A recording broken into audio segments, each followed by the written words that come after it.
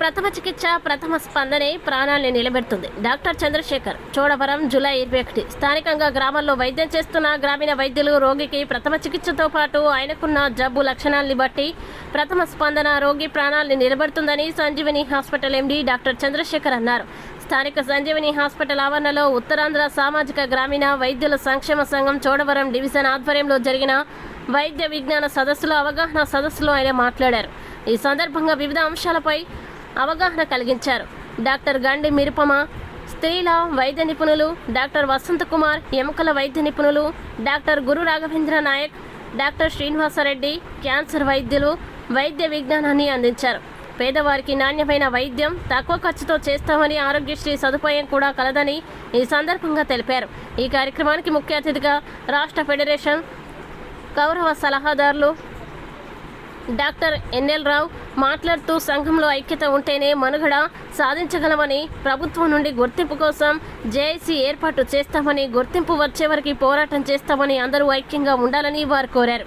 division అధ్యక్షుడు దొడ్డి అమిత్ కుమార్ జరిగిన ఈ సమావేశంలో ఉత్తరాంధ్ర గ్రామీణ వైద్యుల సంఘం వ్యవస్థ అధ్యక్షుడు జంగం జోషి, గౌరవ అధ్యక్షులు మాముల తిరుపతిరావు, ప్రధాన కార్యదర్శి గాజువాక ఇన్ఛార్జ్